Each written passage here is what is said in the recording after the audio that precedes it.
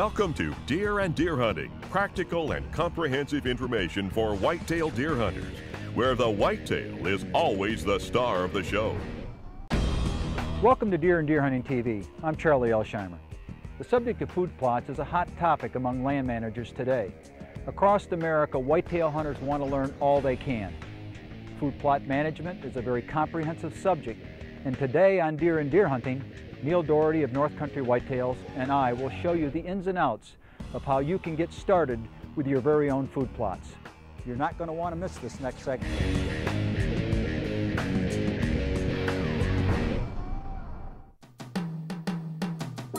Whitetail Wisdom. If you think you can eat a lot, a whitetail deer eats an average of 8 to 11 pounds of food per day, or 1.5 to 2 tons of food per year. We'll be right back.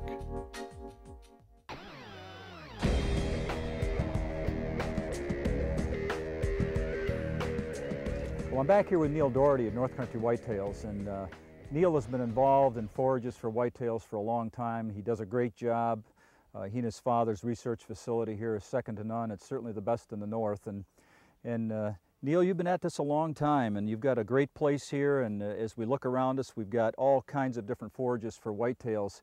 How about telling the audience a little bit about what you've got here and what you're trying to accomplish? Well, Charlie, we started actually about 14 years ago doing forage research, but overall habitat research and what it would take for this New York location to try to increase the quality of some animals here on the property. And really what we're going to try to specialize here today is on the food plot side of things. So not only the plants that we need to put down that can maximize antler growth and body weight gain, but also where we're going to put these food plots so that we can maximize our hunting opportunities. Well, it sounds like a great thing for us to be involved in, and I know that the readership of the magazine and certainly the listeners are going to really be tuned into why you might want to put clover in or brassica in or chicory in or some of the biomass seeds that we have out there. And I know in my travels that the hunters across America and the landowners are interested in this. Well, I tell you what, Charlie, I think the best way to get involved is in jumping with both feet. Let's go ahead and take a look at laying out some food plots and get an idea where to locate them first in the properties, then we'll discuss how to go ahead and plant them. Well, hey, let's get started. You know, the first thing we need to think about before we go ahead and buy any kind of seed to put down for our food plots is we need to understand the goals for that particular piece of property. You know, some folks are into trying to grow some big deer on their property. That means I need to have high quality food from April through August. Other people simply want to have deer on the property in the fall for hunting success. Well, we typically can get by with fall planted annuals for those folks. So determining what you want to achieve on your property is real important before you go ahead and select a site location and actually plant that food plot. You know, there's two types of food plots that work very well on your property. A destination feeding food plot, it's large in size. This particular field is about 3.5 acres in size.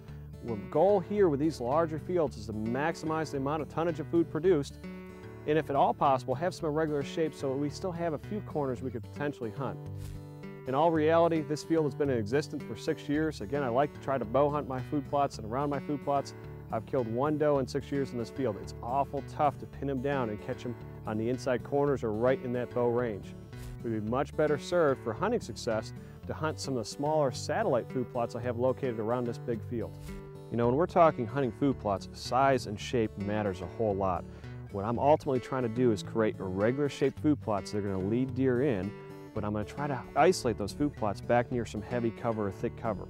The thicker it is around your hunting food plot, the more daytime use you're going to have, and ultimately the more success you're going to have as a hunter.